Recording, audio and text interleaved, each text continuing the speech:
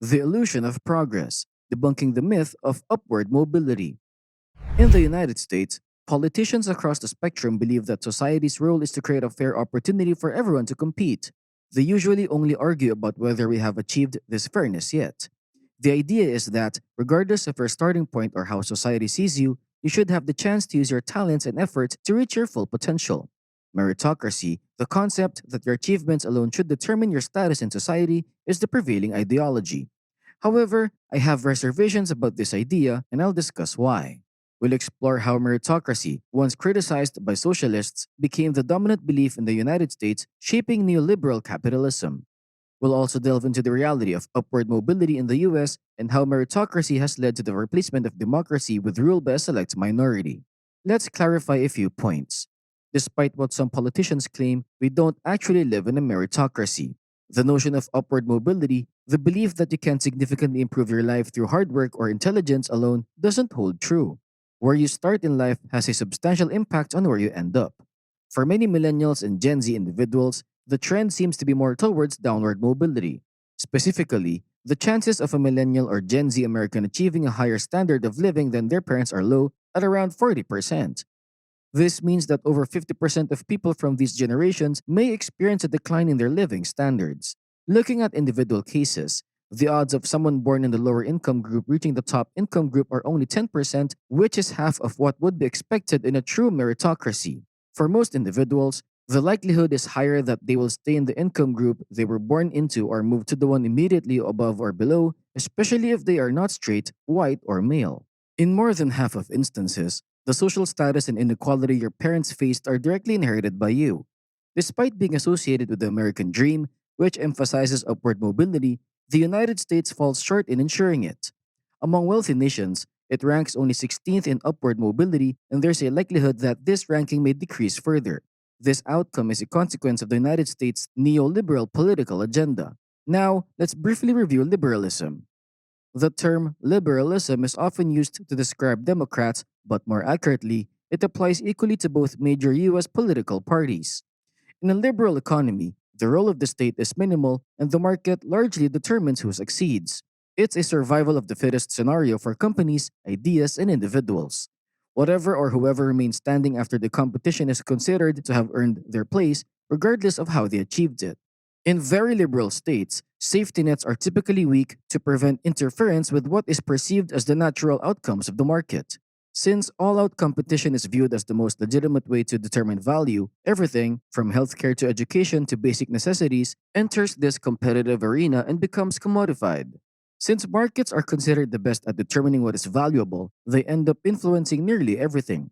Despite being a seemingly meritocratic system, this approach leads to some outcomes that don't align well with the principles of meritocracy. One significant issue is that being poor becomes more costly. In liberal markets, the poor are not only disadvantaged because they have less money, but also because money is increasingly needed to buy goods, services, and even opportunities for their children.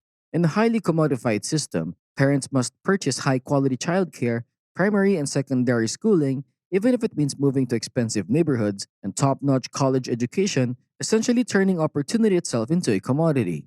In simple terms, the influence of markets favoring those with money means that equal opportunity doesn't truly exist in supposedly meritocratic liberal systems. This insight comes from the Poverty and Inequality Report, and it's just the beginning of the issue. Structural problems like housing segregation, which peaked during the redlining era, contribute to persistent feedback loops designed to trap people in poverty. Substandard housing leads to lower property taxes, resulting in underfunded schools and inferior education compared to the private sector or wealthier neighborhoods. This inferior education hinders progress, reducing incomes over time and preventing individuals from accessing better housing in areas with superior schools. You can see where this cycle leads. Based on just a zip code, you can predict someone's future outcomes, posing a significant challenge for a country aspiring to be a meritocracy. Furthermore, this poses a problem for meritocracy itself. If meritocracy's rewards lead to differential privileges that can be passed down, meritocracy essentially dies within a single generation. The issue with meritocracy is that if you successfully navigate the system, you may hinder opportunities for others who come after you. Consider a scenario where, using your intelligence, you make drinking water illegal unless it's obtained from your premium service. Your children would benefit greatly from this idea without ever having to come up with it themselves. The challenge for meritocracy lies in its incompatibility with the economic systems that promotes it. But how did we reach this point?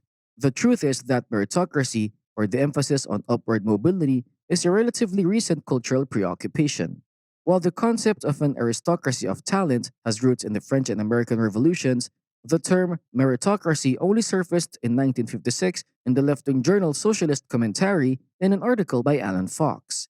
Interestingly, Fox doesn't seem particularly fond of the term, using sarcastic quotes and expressing skepticism about a society where the gifted, smart, energetic, ambitious, and ruthless are selected and guided toward dominant positions accompanied by hefty rewards. According to Fox and later Michael Young, who popularized the term in his dystopian novel, The Rise of the Meritocracy, meritocracy has always been seen as a tool for elite classes to perpetuate themselves. It serves as a means for them to shape the rules of the game to their advantage, all while cloaking them in a veneer of positive morality to present it as an inherently good societal structure. However, this narrative doesn't naturally gain acceptance. Convincing people that they should desire a system where their intelligence, as defined by the system, determines their worthiness of safety and luxury at the top is challenging. Similar to how a Pepsi ad markets a fizzy brown drink with footage of a contrived protest, the liberation movements of the 60s were co opted by the emerging neoliberal capitalist regime. Genuine anger and calls for change were assimilated in the economic system that gave rise to them through subtle reforms by social democratic and third way politicians in the UK and the US. These politicians embraced terms like meritocracy while conveniently disregarding their origins as dystopian concepts. It's akin to a scenario where, 25 years from now, the Democratic candidate supports a Hunger Games style system because, on reflection, isn't a lottery based battle royale a supposedly meritocratic way to determine who gets access to food? The consequence of these political shifts is that, instead of tackling the inherent structural inequalities faced and opposed by women, racial minorities, members of the LGBTQ community, and the poor, the new narrative became that achieving success within the existing competitive system, rather than challenging or dismantling it, is revolutionary. However, this vision never truly materialized, and marginalized groups continue to face obstacles across the board. So, what does meritocracy actually provide? Clearly not upward mobility, and certainly not any semblance of social equality. Primarily, it generates entitlement for those who manage to succeed. Entitlement at the top gives rise to various consequences, including a conservative perspective that justifies the existing status quo. In this regard, the belief in meritocracy serves as an effective means to pacify social movements for change, to oppose wealth redistribution, and to dismiss the impact of structural factors or even simple luck on disparate outcomes.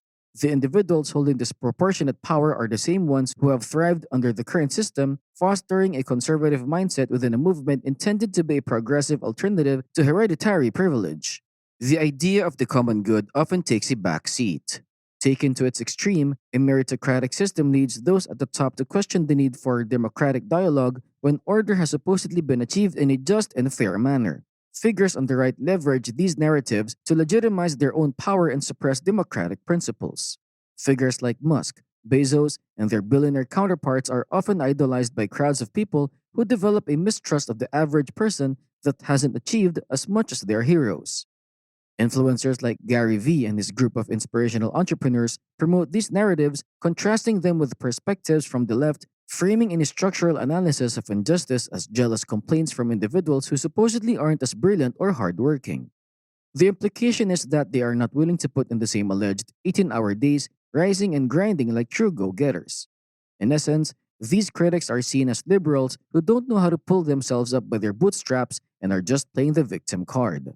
The issue with meritocracy is that while it theoretically grants everyone the right to achieve their potential, it only provides access to that right for a minority, typically already selected from the elite. To clarify, there's nothing wrong with the notion that society should support and actively encourage the development of people's skills and interests. It's beneficial for individuals and society when we cultivate the unique differences that bring us joy and allow us to contribute to improving ourselves, our communities, and the world. What is problematic is the ocracy part of the meritocracy, the idea that these differences should justify the formation of an upper class around these attributes. The notion that an enlightened elite should make decisions for the majority without accountability is fundamentally undemocratic. We've observed how even small concessions to meritocracy lead to an unfair society. It's time to move away from the belief that it's solely about equality of opportunity. Instead, we should focus on democratizing our economy, providing everyone with an equal say in decisions that affect us all. This approach offers a more viable path to escaping the unjust social structure that has been presented as the solution to our challenges. If you enjoyed this video and would like to see more like it, consider subscribing to stay up to date with our latest episodes. Thanks for watching, and I'll see you in the next one.